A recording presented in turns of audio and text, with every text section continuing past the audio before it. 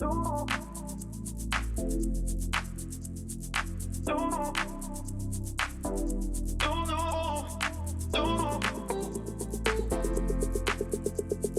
thank you for joining me today. I'm Hawkeye. This is Maple Leafs Man Advantage, and the Leafs are definitely on a playoff run here in the 1978 playoffs.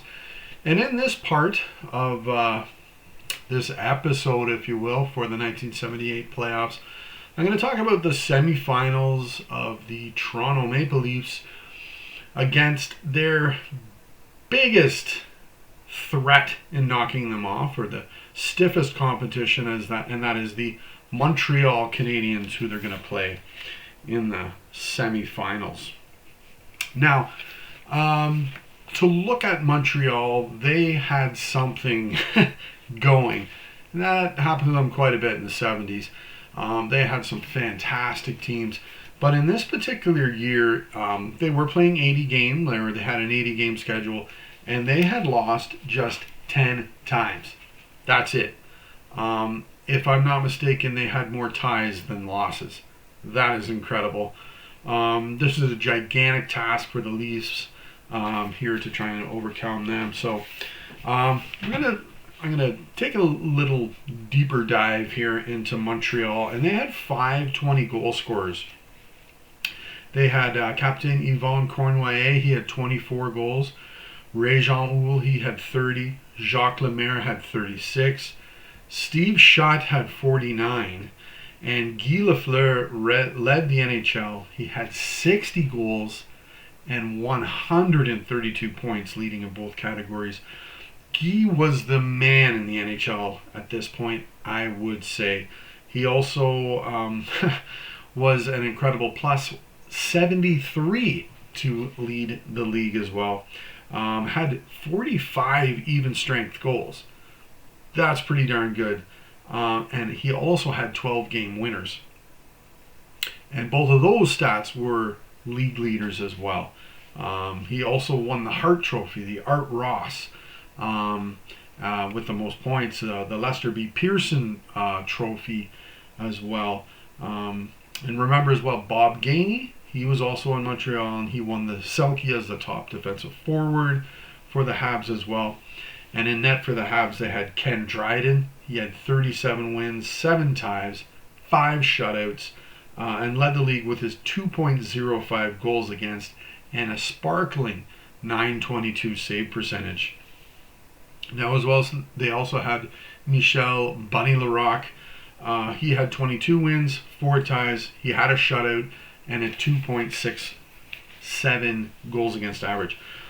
These two goalies together, because this is how they did it back in the day, they together won the Vezina Trophy, having the best goaltending team in the league. That's how that trophy was handed out at the time. But anyways, boy, do the Leafs have their hands full here. So far for the Habs, they had a bye in the first round because they won their division, and then they bounced out the Detroit Red Wings in the quarterfinals 4-1. So Detroit was able to beat them, but a quick series there against Detroit. So for the opening game, I was able to see a broadcast of this, and in net for the Canadiens, it's Kenny Dryden, and for the Leafs, who else but Mike Palmateer. Referee for the game is John McCulley, and Claude Bichard is back as a linesman after suffering an eye injury in the final game in the previous series with the Leafs. I did talk about that. And the broadcast, anyways, of course, it's Hockey Night in Canada on CBC. Dick Irvin talks about the past history of the great rivalry between the Leafs and the Habs, which personally I would say hasn't hit high tilt on being a rivalry since the 60s, right? When they were in the Stanley Cup Finals against each other. They've only played in the playoffs twice since 1967. Both times Montreal won. But yes, it's a great rivalry, but it just hasn't been able to hit the heights because I would say when Montreal is really good, Toronto's usually bad, or when Toronto's really good, Montreal's not so good. So together, they haven't been great together a lot. And for many years, they had to play in the finals in order to play each other. They were in different conferences. Definitely when I was a kid through the 80s and part of the 90s. But for many years they haven't been. They've been in the same division. But Irvin also talks with Dryden, who says the Leafs have a balanced attack, which I totally agree with. Or the fact that they have to rely on their top line to play excellent hockey in order to win. They aren't doing that. They're playing balanced attack, which is great. Good way to win. He also said it is painful to start a series after sitting out for a week like they have. Record during the season was Montreal 1-4, and they tied 1 against Toronto. Islanders goalie Chico Resch joins Danny Gallivan and Dick Irvin for the play-by-play. The late, great Danny Gallivan and Dick Irvin, those guys were Montreal Canadiens guys, right? Staples doing their games. So in the first, Montreal puts the offensive pressure on the Leafs with a couple of chances, but Palmateer is able to shut the door. Yet on the first faceoff, Guy Lafleur passes it back to Serge Savard, who hammers one home just 23 seconds in. This is what I remember about the Habs right here. They were just superb at this point in history. Toronto does tie it up here, though, when Sittler passes out front to Ronnie Ellis, who has enough space to shovel one in behind Dryden. So we got some good action with some good chances by both sides, but there seems to be more room out there for the opposition than what the Leafs were dealing with against the Islanders, and that is usually what happens. As the series progresses, more and more space. The hitting isn't usually as tight. The checking isn't as tight. There's more space. That's usually what happens in the playoffs, and I was seeing that here. Randy Carlyle, though, picks up an interference penalty, and Montreal gets some good chances and controlling the puck well in the Leafs zone, but the defenders block the puck and close off lanes to the net. Palmateer makes a nice save on Guy Lapointe from the point, and Toronto does kill it off, but boy oh boy is Montreal ever putting pressure on the Leafs in their zone here. Montreal, though, jumps back ahead late in the first when Cornelier scored on the play. I think Palmateer would want back, as it appeared he may have been able to control the puck. With less than a minute left, Jacques Lemaire gets a breakaway on a real nice pass from Gainey, and he beats Palmateer. That puts Montreal up 3-1 after one period, and the Leafs need to change things to get control of this game, such as trying to cut down space the players have had on the ice. Try and check tighter here. And the Leafs were outshot in the first 21. That's a lot of shots in a period, but 21-5. So they need to close that gap off if they can at all here, if they want to win this game. In the first intermission, they had a program with Dave Hodge about being in both the right physical and mental state for the playoffs.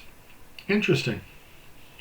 With the pressures of needing to perform 3 to 4 times a week, and as Dennis Potvin states, it's 90% of the game and needing to be in the right frame of mind. Irvin also talks to Leafs Stan Weir. He talked about this being the first time he'd ever played in May, and how he thought the deal where they got Dan Maloney from Detroit really helped the Leafs out a lot, which I would agree with totally. Don Marshall also went over replays from the Bruins and Flyers game, the other teams playing in the semifinals, and that game's got a 1-1 score over there. In the second period, the Canadiens continued to control the puck and pressure the Leafs with shots and chances. Guy Lapointe, though, picks up an elbowing penalty, putting the Leafs on the power play. Yet it is Montreal that gets a good chance here, as Doug Jarvis gets a good shot on, but Palmateer makes the save, luckily. Lemaire gets another break in on the net, but Palmateer looks good by coming out and making the save. Man, does this Canadian team ever look good for their team and a man short. They're a man short, and they're getting all these chances here. Leafs almost look as though they're stuck in mud here against the very powerful Canadiens team. The Leafs, though, bring this game even closer as Interval comes into the Canadian zone and rips one high past Dryden to bring Toronto within a goal of Montreal here.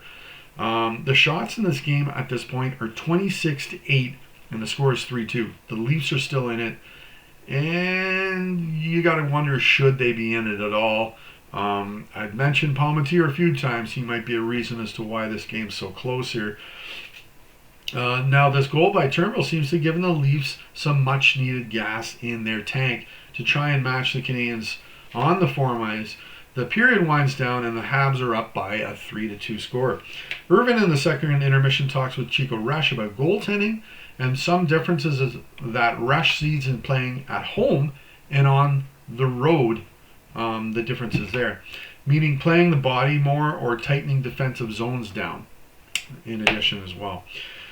In the third period, they show Harold Ballard, owner of the Toronto Maple Leafs, and King Clancy in the crowd looking downwards, hoping the Leafs can tie this game up. According to Resch, in the games from the previous series that were in Toronto, Ballard would not play the American anthem. Come on, Harold. Okay. On a puck in the slot, Cornway gets his stick on it after Doug Risebrough chips it over to him. He scores, and the Habs are up by 2 again. On a brutal giveaway by Trevor Johansson, who was pickpocketed by Steve Shutt, he then passes it over to a drifting Guy Lafleur, who pumped in Montreal's 5th goal of the night. Toronto really needs to take a deep breath here and try and simplify things on the ice. As much of what they're attempting to do here is not working tonight. At the same time, Scotty Bowman has got these Canadiens well coached. Defensively, they do close off lanes to other players and make the player who should pass the puck carry it further, which usually does not lead to a real good play or a scoring chance.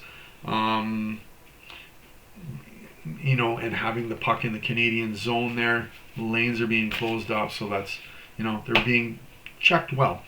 The Leafs added to the score sheet though when Turnbull came down the wing, fired one at the net, and Pat Boutet shoveled in the rebound.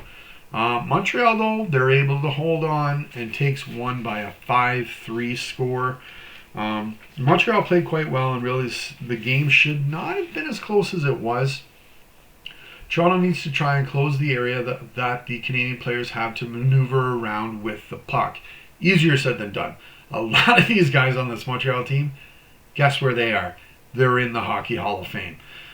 This is a tough ask, but hey, that's one thing you got to try here. Lemaire, who did look pretty darn good out there. He grabbed the first star of the game, Jacques Lemaire. He looked good a lot in the playoffs, I got to tell you. Irvin also talked with Cornway after the game, who had 6 goals in just 7 shots at this point. Woo, what a shooting percentage that is.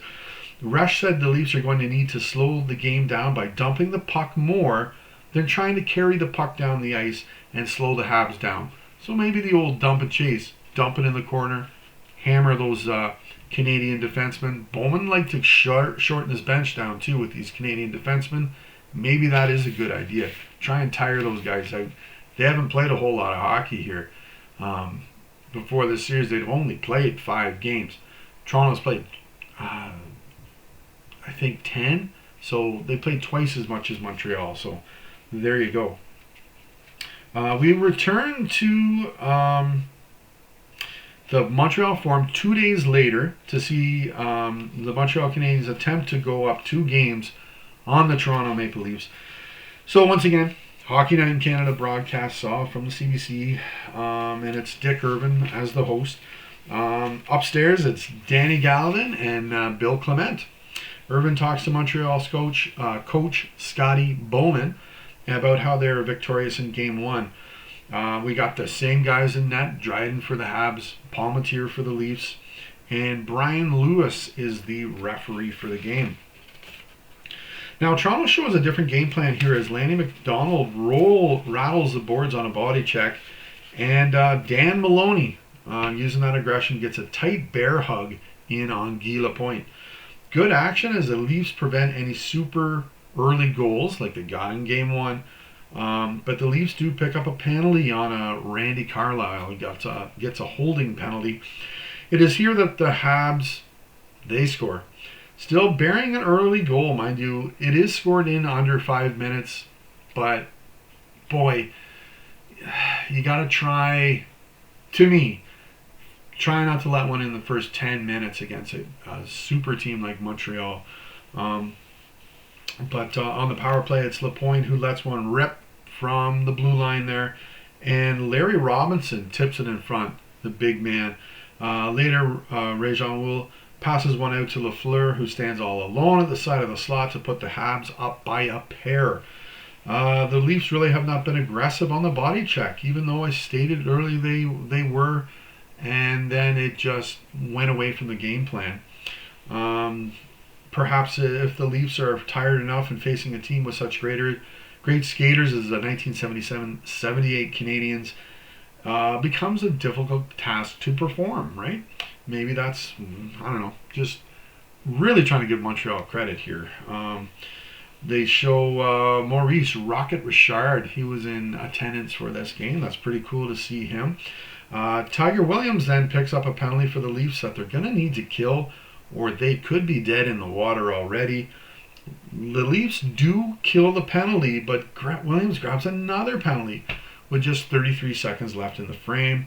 Williams ends up being stabled to the bench due to this by Coach Roger Nielsen. Something coaches, I think, are afraid to do nowadays, or you don't see that happen very often. But Williams is not going to see any ice time, and he's one of the top guys for Toronto. But hey, with what you're doing, you're hurting the team, so you're not going out there.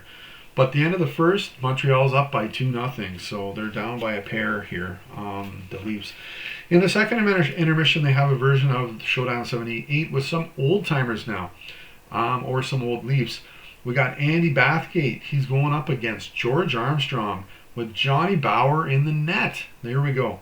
Howie Meeker and Brian McFarland, they're hosting it. First is the target shootout, and Bathgate, he gets only one target. Armstrong goes next and gets all of the targets once he warms up a little. The two now go for a race around the pylons and handling a puck. Looked like Bathgate was out in front by a bit, but in the end, Armstrong cut a pylon deep, really cut into it, and won the race. Next, Bauer is in the net, and I can't recognize him. Why? Well, he's wearing a mask. Johnny never wore a mask. Just barefaced out there. Couldn't imagine doing that. But both Armstrong and Bathgate come in on Bauer and try and score. Bathgate grabs 2 goals, and the two are off to overtime to decide the winner. Bathgate scores a goal and wins the showdown and grabs $2,500. There you go with the old timers. So to start the second period, the game is slowed down a little as there are a lot more whistles, and the Habs have not got as many shots as they did in game 1 by this point. As Irvin notes, the Leafs get on the board when Ian Turnbull, who, hey, teammates have been saying that, I've said it already, he's got to be playing the best hockey in his career by this point. And by the way, he's also playing on the wing. They got him playing up front. He scored from the slot on a nice pass from Daryl Sittler, the captain. The game then starts to pick up, and hits are starting to be delivered, including one by Trevor Johansson on Doug Jarvis, a nice hit. Bob Gainey picks up a penalty to see if the Leafs can tie this one up. My, oh my, what do you know? It happens. Sittler passes a puck out front to Dan Maloney, who stands alone and buries the puck in the net to tie the game up at 2. The game has ratcheted up a level, and the crowd seems to be getting in the action a little more. Montreal looks to go up on a dandy chance by Lemaire in front, but Palmateer swallows it up. A little later, George Ferguson gets a hooking call, and on the power play, the Habs are getting multiple chances and finally land one when Lafleur fired in one on a pass from Guy Lapointe. Montreal's got the lead again. Period ends. Montreal is up 3-2 now. Well, we've cut into it here, but they've got the lead here. In the second intermission, they have a hockey quiz that tells us that Bobby Schmotz scored the most goals in the previous playoffs when he netted 11 in 14 games as well. And hey, I'm doing well. I got this one right when they were asking the questions. The Leafs were the last team to beat the Montreal Canadiens in the finals. When did they do it? You guessed it, 1967. I remember that. The Philadelphia Flyers were the first team to win 3 Conn Smythe trophies in a row, when Bernie Parent won it twice, 74 and 75, and Reggie Leach in 1976. By this point, it was Jean Beliveau who had the record for the most goals in one final series when he scored 7 in 1956 when the Habs played the Detroit Red Wings. When I looked this up, for some reason they do not include when Babe Dye scored 9 for the Toronto St. Pats in the 1922 finals. Not sure why. Anyways, but finally the last team to win the Stanley Cup 3 years in a row, I guessed this one right as well. It was the Toronto Maple Leafs, who won in 1962 through 64. Woo! I got 3 right. Doing pretty good. And I wasn't even thought of at that point. I was definitely not alive. In the third period, with no surprise, it is good hockey with some good play. Johansson puts out a second good open ice hit, this time on Yvan Cournoyer, who's trying to get into the Leafs zone. Montreal picks up a penalty when Lemaire grabs Boutet to the ice, and both Popcorn and Program shower the ice in disgust at the call. The Leafs were unable to capitalize on their opportunity and tie the game back up. The game has tightened a little defensively as teams are not able to come into the offensive zone so easily now. The defense, they're really tightening that up. That's something you don't really see very much in hockey anymore. Closing the door, like closing your way into the zone.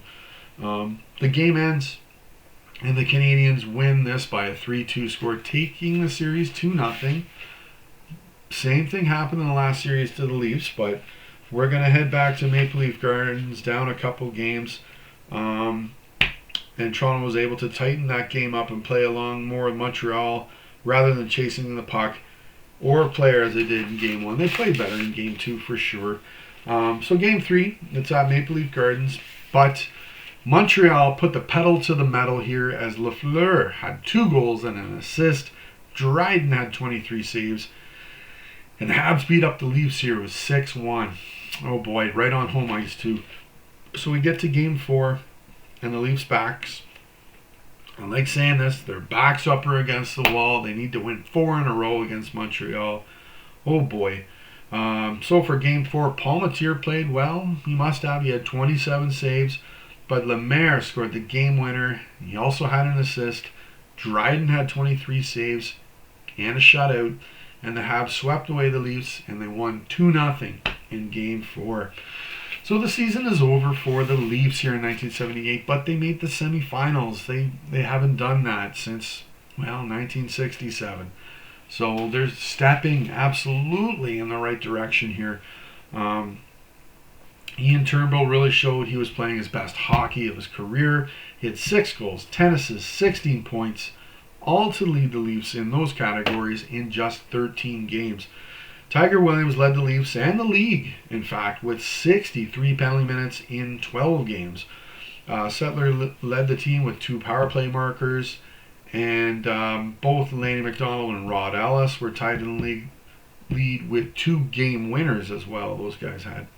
In net, Palmateer was 6 and 7, led the league with 2 shutouts, and really did put up some impressive numbers here. He had a 2.42 goals against average and a 919 save percentage and a losing record.